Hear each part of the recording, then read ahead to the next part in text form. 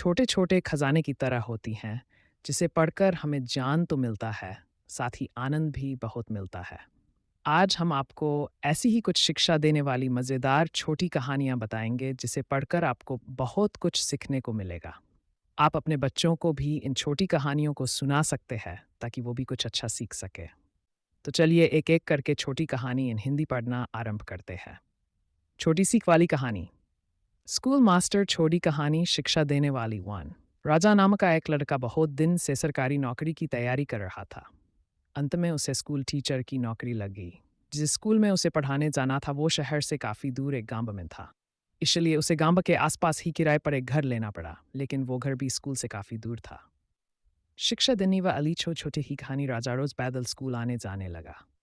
कुछ महीने बाद जब उसके पास अच्छे खासे पैसे जमा हो गए, तो उसने उस पैसे से एक बाइक खरीद ली, ताकि और उसे पैदल स्कूल न जाना पड़े। राजा आज भी स्कूल जाता और रास्ते में कोई उसे पैदल दिख जाता तो वो उसे अपने बाइक पर लिफ्ट दे देता। स्कूल से वापस आते समय भी राजा वही करता। ऐसा एक भी दिन न हो जिस दिन किसी को अपने बाइक पे बिठाए बिना स्कूल गया हो या फिर वापस अपना घर आया हो। उससे जितना हो सकता वो सबकी मदद करने की कोशिश करता।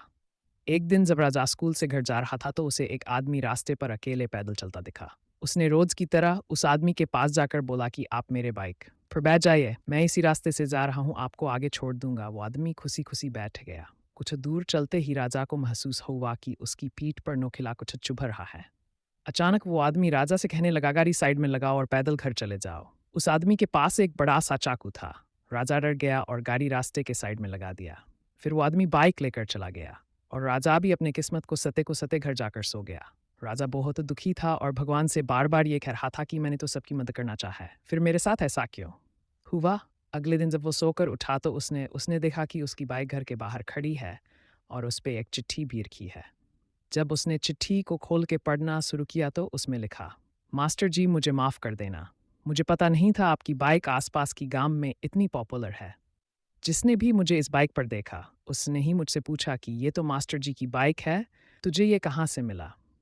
सबको पता चल गया कि मैंने आपकी बाइक चोरी की है, इसलिए मैं आपको आपका बाइक लौटा रहा हूँ। हो सके तो मुझे माफ़ कर देना।